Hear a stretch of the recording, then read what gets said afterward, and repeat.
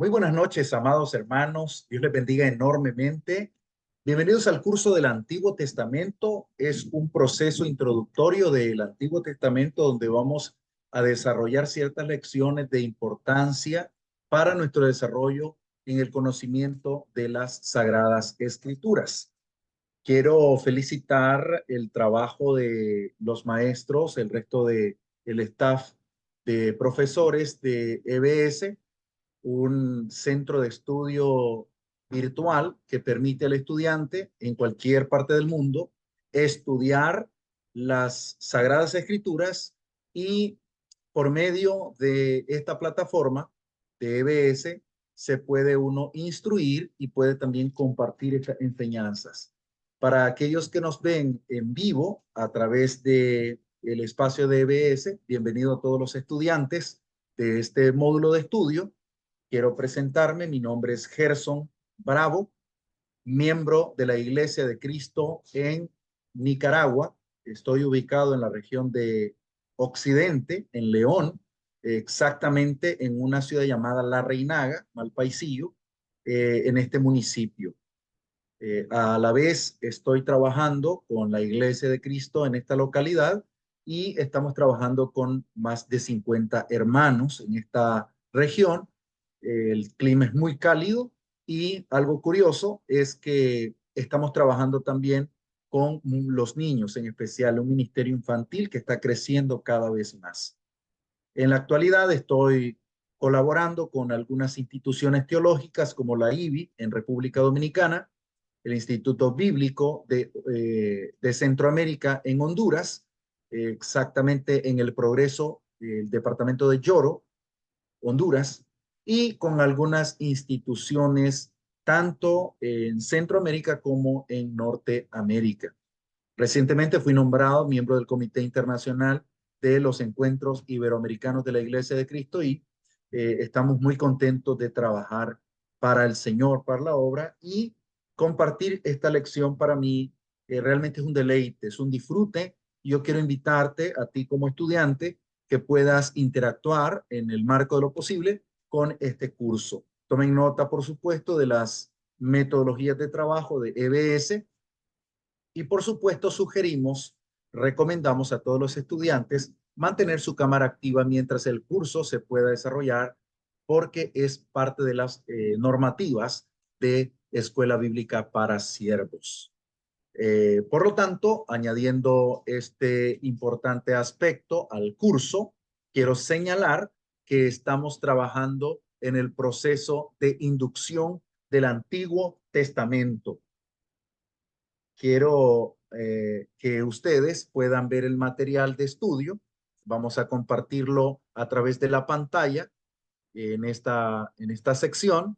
Y algo precioso que yo quiero que tomen nota de este curso es que vamos a estudiar geografía del Antiguo Testamento, literatura del Antiguo Testamento, interpretación del Antiguo Testamento y trataremos en el marco de lo posible de ver algunos aspectos que son de cuestionamiento, aspectos de curiosidad del Antiguo Testamento y esto nos va a permitir a nosotros un bagaje cultural, un bagaje académico para poder desarrollarnos en el campo del Antiguo Testamento. Tomen nota que dentro del Antiguo Testamento hay muchas secciones de estudio que se van a desarrollar incluso en los módulos de estudio de EBS. Algunos docentes estarán interactuando con ustedes con materiales como libros históricos, Pentateuco, profetas mayores, profetas menores o profetas en general, estudio de poesía o literatura poética. Entonces, estos aspectos que son propios del Antiguo Testamento a veces se estudian en un núcleo especial, en un núcleo especializado. En este caso, como nuestra faena, nuestro trabajo va a ser investigar el Antiguo Testamento a nivel general, la introducción al Antiguo Testamento nos va a permitir a nosotros dar estocadas al toro, dar la oportunidad de enfocar aspectos que usualmente no se estudian en los cursos específicos. Por lo tanto, me complace compartirles las primeras impresiones de este interesante módulo de estudio. Obviamente, para nuestros estudiantes que nos están siguiendo en vivo, hemos dejado este video preparado para que ustedes puedan mantener la expectativa, y el curso se inicia precisamente en la fecha del 17 de abril, miércoles 17 de abril. Estamos pregrabando este material educativo un par de días antes, a razón de que a esta hora yo estaré viajando hacia la República Hermana de México con un seminario de otro tema del Antiguo Testamento, pero de un tema particular de literatura apocalíptica del Antiguo Testamento, con los predicadores del Tapachula en México. Por lo tanto, en esta oportunidad no estaremos en vivo, no estaremos viéndonos en vivo, pero luego estaremos actuando, estaremos trabajando este tema. Vamos a hablar de introducción al Antiguo Testamento. Como mi computadora está en inglés, perdonen ustedes que automáticamente arroja la palabra, a la palabra introducción al Antiguo Testamento. Reiteramos, para aquellos estudiantes que no tenemos la oportunidad de conocernos, este es el nombre de su instructor, de su servidor, y estaremos aquí para colaborar en este menester a lo largo de 10 lecciones más algunos videos que vamos a dar de reforzamiento y de estudio.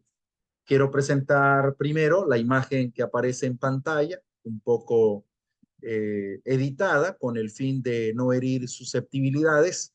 Esta imagen es una imagen muy importante en la pintura, en el arte, y representa una de las 10 pinturas al óleo que presentara en la Capilla Sixtina Miguel Ángel Buonarroti en esta narrativa que hace del Antiguo Testamento.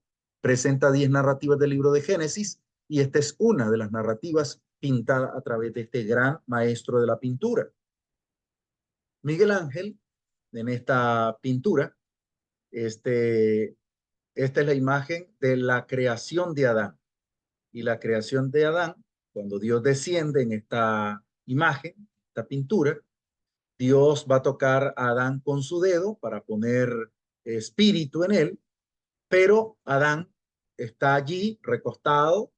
Dios en la imagen, si ustedes la ven completa, ustedes la pueden investigar, la imagen de la creación de Adán. En la imagen, Dios está enfocado en tocar al hombre, pero el hombre no está enfocado en dejar ser tocado por Dios. Por eso es que la pintura no es solo una imagen cualquiera, es una perspectiva, es una enseñanza, es una lección, es una forma de decir las cosas. Por eso la pintura en el arte y la semiología o la semiótica se estudia precisamente este esbozo artístico, esta imagen más profunda, y nos permite a nosotros como estudiosos, como críticos de arte, como críticos literarios, nos permite enfocarnos en esa área. Las fortalezas que tenemos en este curso es que vamos a interpretar el Antiguo Testamento desde la perspectiva filológica, desde la perspectiva artística, desde la perspectiva semiótica, pero también desde la perspectiva literaria en general. Entonces, eso es lo que nos va a dar la fortaleza. En este caso, como profesor de teología, pero también como profesor de gramática y de filología hispánica, nos vamos a tratar de inmiscuir en la parte literaria del texto. Sé que han tenido algunos procesos educativos antes, y esperamos que esto sea complementario con todas las enseñanzas que de buena mano están recibiendo con el demás claustro de maestros. ¿Cuál es el contenido que vamos a estudiar? Espero que ustedes tomen captura, tomen nota de este resumen. La primera unidad, el Antiguo Testamento, formación e interpretación. Segunda unidad, antes de la existencia de Israel. Tercera unidad, los patriarcas. Cuarta unidad, la opresión del Éxodo y las primeras conquistas. La quinta unidad, la actualización de la Torá, Deuteronomio. Y la sexta unidad, Israel en la tierra prometida, Josué y Jueces. En este caso, vamos a tratar de abarcar un poco más ampliamente el resto de contexto literario de los libros poéticos y algunos aspectos de la literatura apocalíptica dentro de la profecía del Antiguo Testamento. Esto con el fin de no meternos tanto en el panorama del Pentateuco, dado que llevarán un curso individual. Como pensaba en algún momento que el curso de Pentateuco no iba incluido dentro del módulo, luego, al ser aclarado de que el módulo de Pentateuco lo llevarán en breve, entonces no vamos a profundizarlo tanto más que en aspectos propios de la literatura del Antiguo Testamento. Así es que por esa razón vamos a darle una revisión un poco más rápida al Pentateuco, pero vamos a hacer también algunas observaciones importantes sobre esta narrativa.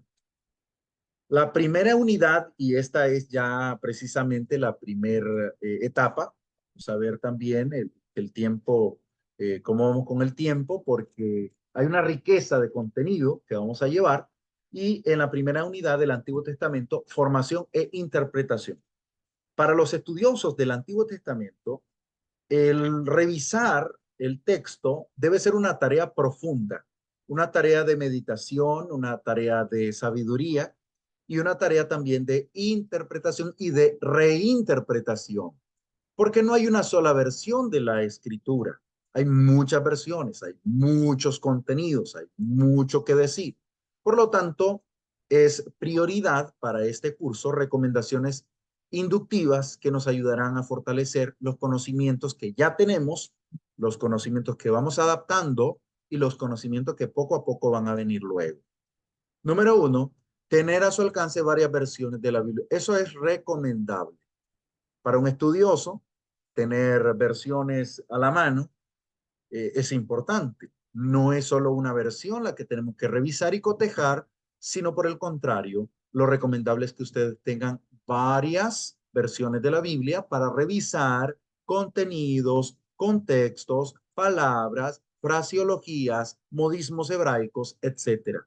Por lo tanto, lo que recomendamos es que haya una adaptación de los manuales, de las explicaciones de alguna Biblia de estudio de Antiguo Testamento que nos permitan a nosotros fortalecer los conocimientos. Por lo tanto, hay que tener a la mano la mayor cantidad de versiones de la Biblia, versiones serias, versiones responsables, versiones con cierta actualización, ver el proceso lingüístico, incluso de las versiones en español, que no es lo mismo una versión en español del siglo XV, siglo XVI, que son las primeras traducciones, que una versión del 2000, 2015, 2012.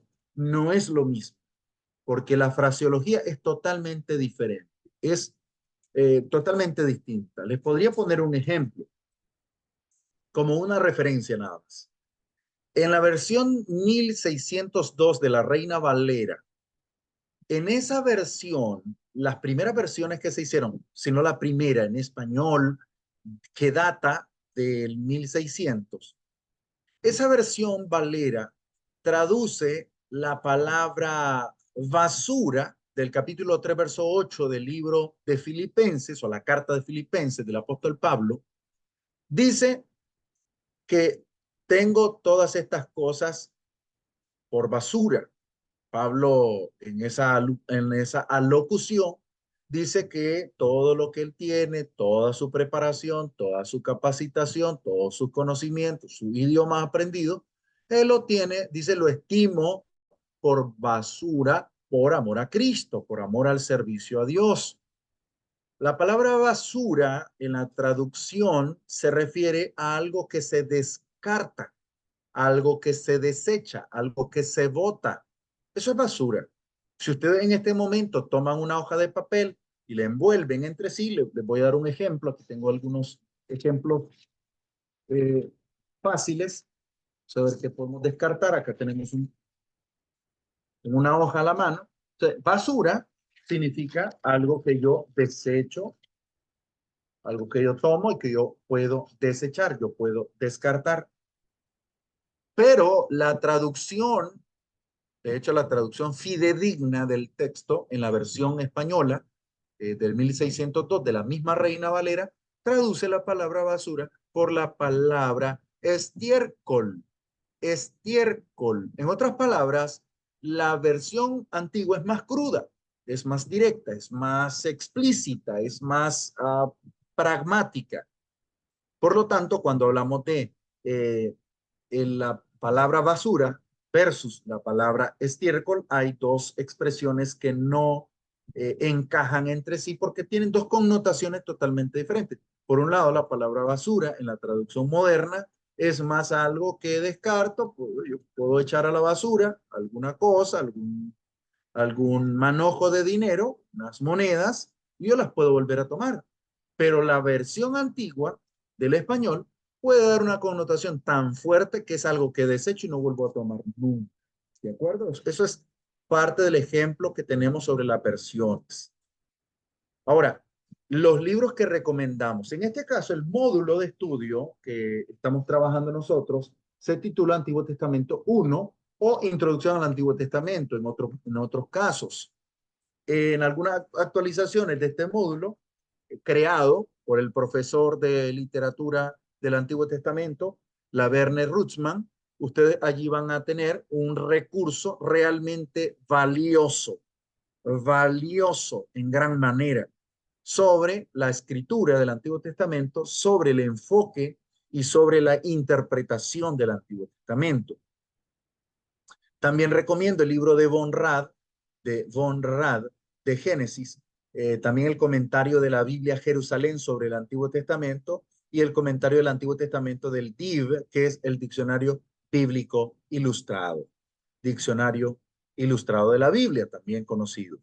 En este caso, tenemos este material, ustedes lo pueden contener, pueden buscar en cualquier librería, buscar en cualquier biblioteca de estudios bíblicos o algún amigo les pueda prestar algunos de estos materiales y en el mejor de los casos busquen en internet y el libro de la Werner Rutzmann lo pueden encontrar gratuito a través de una plataforma que ustedes ponen este libro y entonces le aparece la plataforma y ustedes pueden descargarlo.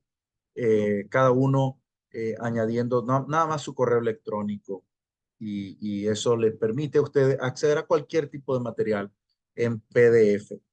En este caso, el curso pretende algo, la comprensión adecuada del material bíblico del Antiguo Testamento y también ayudarle a desarrollar una metodología de interpretación que tenga vigencia en el contexto latinoamericano. Todo estudiante actual de la escritura, estudiante de teología, no puede perder la vigencia. Debe mantener un estudio profundo de cada una de las materias con el fin de profundizar, de explorar de una manera más amplia sobre los estudios bíblicos, sobre los estudios que se están desarrollando. En la introducción de este curso tenemos que señalar algunos aspectos que son fundamentales, que no lo podemos omitir. En este estudio, siguiendo el lineamiento de previas investigaciones y también de algunas traducciones antiguas, pero traducciones que han sido de vigencia, que han sido profundas, para referirnos a Dios usaremos la palabra Yahweh, Yahweh. Si bien algunas Biblias como la Biblia Jerusalén o la Biblia Nácar Colunga, en algunas versiones antiguas usan la palabra Yahvé, que es también aplicable al Señor, a Dios. La palabra Yahweh es quizá una de las más acercadas. No estamos diciendo que es la perfecta o la única, pero es de las que nos han permitido escudriñar, analizar. Es la que nos permite a nosotros tener mayor confianza, mayor cercanía con el nombre original de Dios, el nombre que Dios le dio a Israel. En los idiomas semíticos, en los idiomas antiguos, que son el hebreo, el arameo, el acadio, el nombre genérico de la deidad en general, de la deidad que es la referencia que damos a nuestro Padre Celestial, es la palabra El. El. El en hebreo se traduce por la referencia a Dios en su esencia, pero no era un nombre único, no era un nombre exclusivo, era un nombre genérico que se le daba a los dioses de la época, a los dioses antiguos, desde antes del 1500 antes de Cristo. O sea que ese nombre data desde mucho antes de las primeras narrativas de la Biblia, del Antiguo Testamento. Según se detalla en las investigaciones antiguas, el libro de Job es uno de los libros más antiguos, si no el primero en ser escrito dentro de la narrativa bíblica. Aunque el libro de Génesis es el primero en el orden que nosotros tenemos en la versión actual de la Biblia, en la antigüedad se sabe que el libro de Job es de los primeros libros en ser escrito. Por lo tanto, solo ese libro data del 1600 de Cristo, del 1550. El resto de los libros datará desde el 1400, 1500 antes de Cristo hasta el siglo II en algunos casos. Por lo tanto, cuando hablamos de este tipo de referencias, de este tipo de manifestaciones lingüísticas como la palabra él, nos vamos a dar cuenta que en la Biblia hay muchos personajes que llevan el nombre de Dios, como Misael, el nombre de Daniel, Ezequiel, Miguel y otros nombres que a ustedes se le van a venir a la mente seguramente. ¿Por qué? Porque son nombres en hebreo que indican que le pertenecen, que son servidores, que están trabajando para Dios. Por eso usan la referencia de él.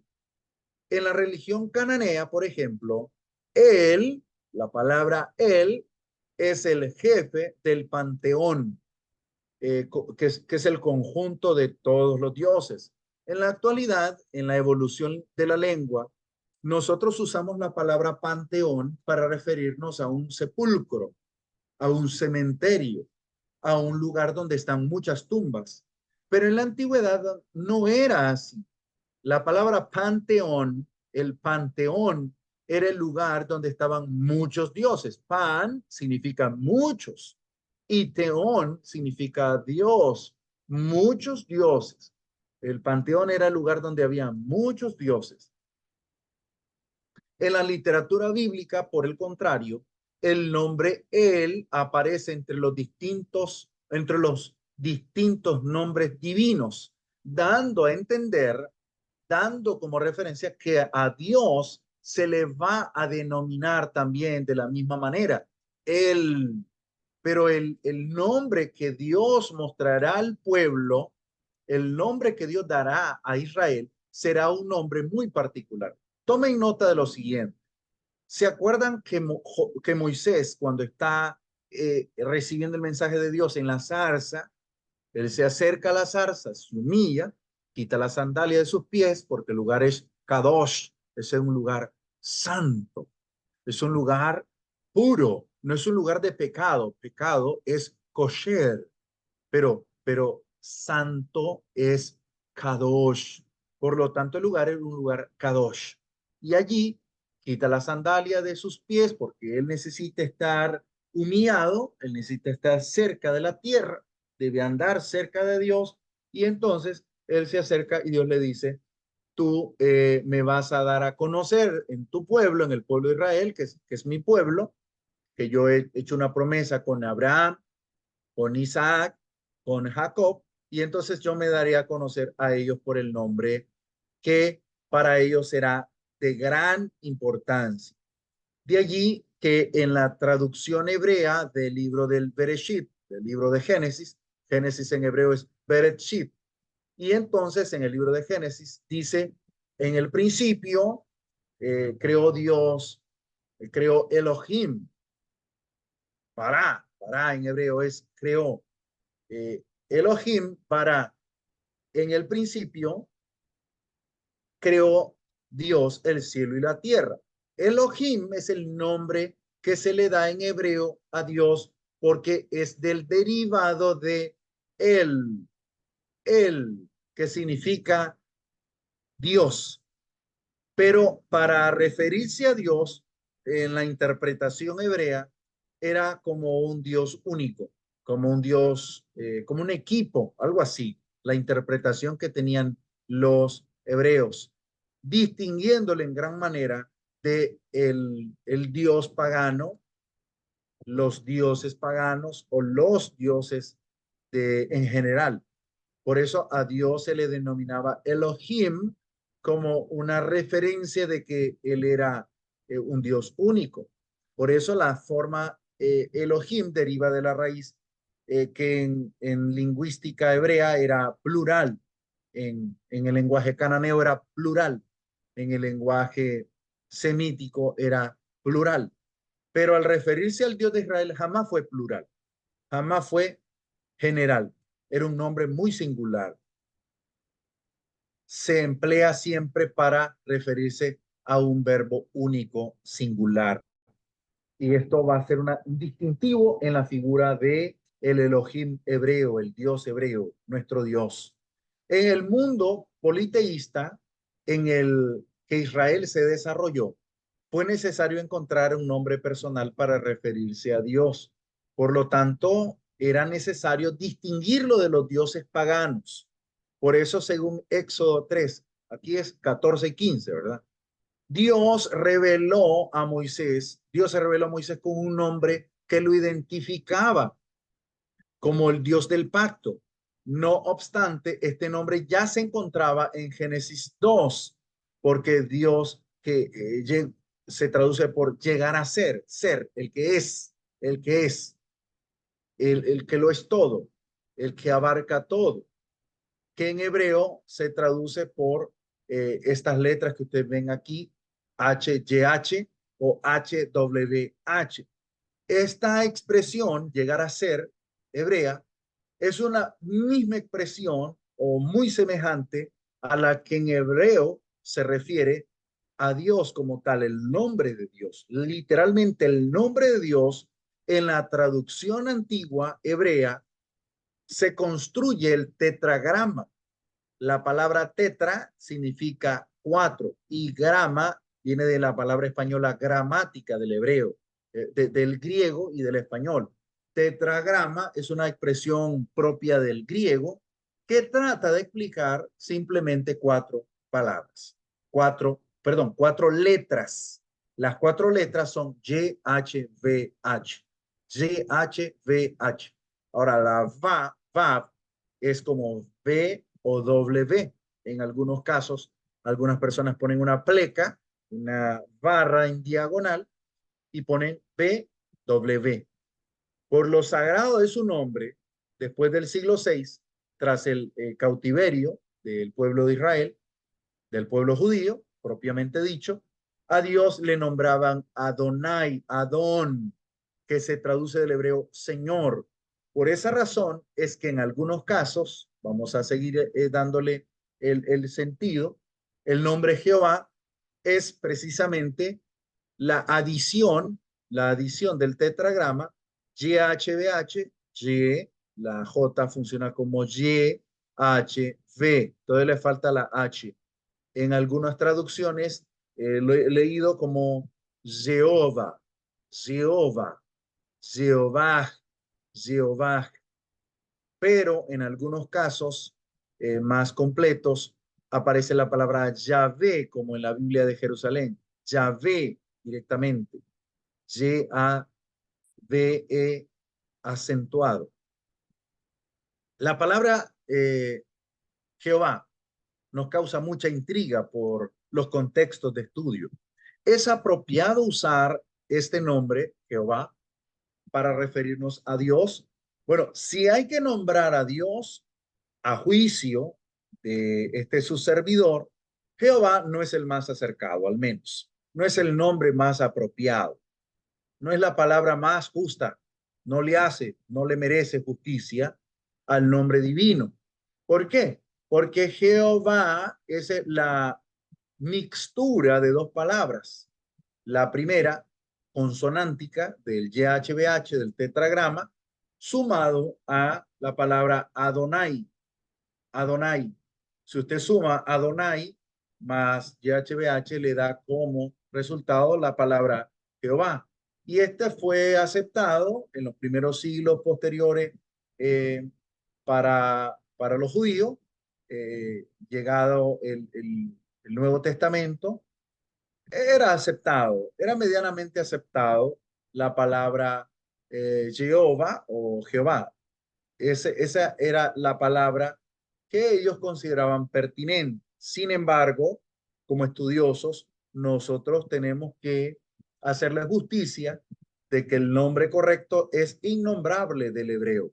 No se puede nombrar un nombre tan santo, tan puro, que los estudiosos, que los doctores de la ley del Antiguo Testamento consideraban tan puro que era mejor no mencionarlo. Era tan santo que se creía que cuando alguien mencionaba el nombre de Dios era cataclismo seguro, sismos, huracanes, problemas atmosféricos. Eso creaba mencionar el nombre de Dios.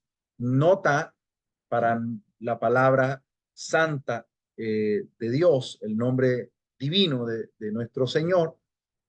En el Antiguo Testamento no se podía nombrar a Dios, no se podía nombrar a Yahweh sin haberse bañado y cepillado los dientes con una caña. No era posible, no era posible, no era permitido que una persona nombrara a Dios siendo tan santo, estando el hombre, según ellos, tan impuro, tan sucio. Por lo tanto, esto para ellos era algo muy, pero muy significativo. En cuanto al idioma del Antiguo Testamento, para nosotros no es desconocido, no es algo ignorado que el Antiguo Testamento fue estructurado en su mayoría en el idioma hebreo. Por eso llevar este cuadro será de gran valía para nosotros al interpretar, para entender un poco el balance de la narrativa. Tenemos un módulo muy grande, un espacio muy grande del hebreo, del idioma del Antiguo Testamento, que fue escrito mayormente en hebreo, pero también en arameo, y algunas interpretaciones que tenemos del Antiguo Testamento datan del idioma hebreo, pero con una interpretación aramea. Luego vamos a ver qué significa eso y por qué se hacía. El idioma hebreo se utilizó para escribir la mayor parte de las escrituras inspiradas, es decir, el Antiguo Testamento. Así era el hebreo, así era la escritura hebrea. El idioma, el antiguo idioma semítico relacionado estrechamente con el hebreo y hablado en un principio por los arameos, que es el arameo, una degeneración del hebreo, una evolución un poco más común del hebreo.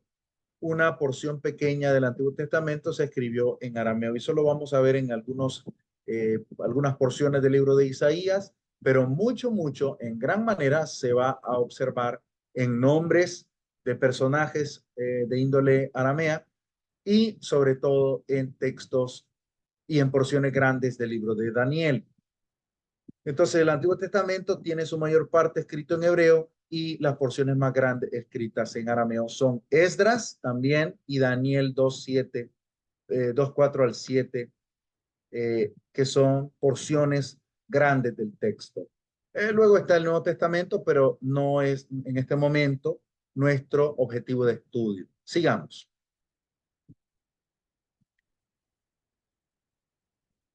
Hablemos un poco acerca de los patriarcas.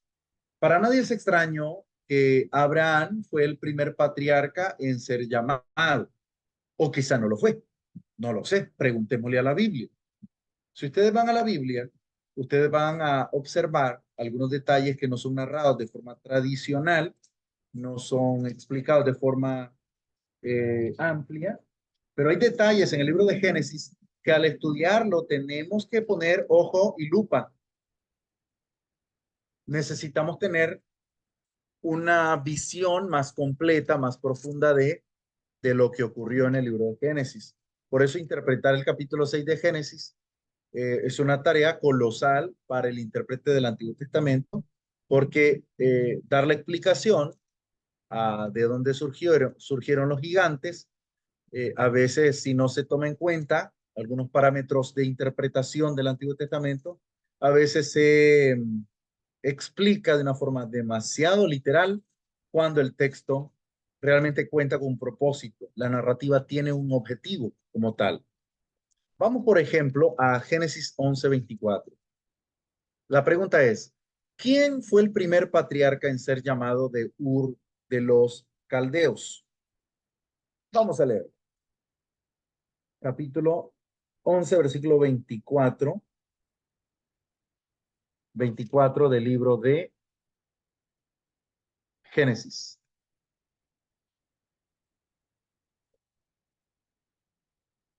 Génesis 24. 11:24. Dice así. Nacor vivió 29 años y engendró a Taré. Y vivió Nacor después de que engendró a Taré. Nacor engendró a Taré 119 años y engendró hijos e hijas. Taré vivió 70 años y engendró a Abraham, Nacor, Aram. Entonces Nacor, que es el papá de Taré, engendra a Taré. Taré a los 70 años engendra a Abraham, Nacor y Harán. En este caso, estas son las generaciones de Taré. Taré engendró a Abraham, Nacor y Harán. Este Abraham es el Abraham del que va a hablar el capítulo 12, el que nosotros conocemos. Y entonces, Abraham, Nacor y Harán la pasean con ellos. Y Harán engendró a Lod. Harán engendró a Lod. Y murió Harán antes que su padre Taré en la tierra de su nacimiento, en Ur de los Caldeos. Y tomaron a Abraham y Nacor para sí mujeres. El nombre de la mujer de Abraham era Sarai o Sarai, y el nombre de la mujer de Nacor, Milca, hija de Harán, padre de Milca y de Isca. Mas Sarai era estéril y no tenía hijo, y tomó Taré a Abraham su hijo, y a Lot, hijo de Harán, hijo de su hijo, y a Sarai, su nuera, mujer de Abraham, su hijo, y salió con ellos de Ur de los Caldeos para ir a la tierra de Canaán. ¿Por qué salió Taré rumbo a Canaán? Porque seguramente, aunque el relato no nos da mayores detalles de su llamado, nos dice que por alguna razón salió de Ur de los Caldeos rumbo a Canaán. Entonces, aquí tenemos dos observaciones o dos propuestas de interpretación. La primera, o Abraham no fue llamado y suplantó a alguien más. Dios no llamó a Abraham. Dios, esto es un supuesto, esto es una observación, una crítica bíblica, un análisis interpretativo. O Abraham, dado que su papá lo llevó rumbo a Canaán, pero como no siguió el viaje, él lo continuó, entonces Dios no lo llamó a él, no fue con él que hizo trato, pero él se hizo pasar. O dos, Dios sí llamó a Taré, Dios sí lo llamó de la tierra de Ur de los Caldeos rumbo a Canaán, pero él se rehusó a continuar.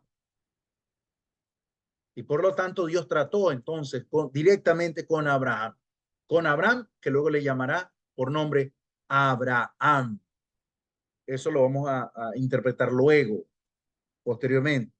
Lo que quiero que tomen nota es que el Antiguo Testamento está cargado de contenido profundo, amplio, complicado, que debemos de analizar e interpretar.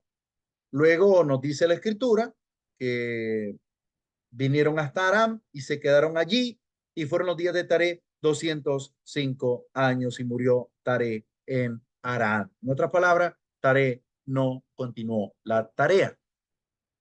Taré no continuó el trabajo, no continuó ese llamado y murió allí. Pero Jehová había dicho a Abraham, vete de tu tierra y de tu parentela, dando a entender que Dios estaba tratando directamente ya con Abraham,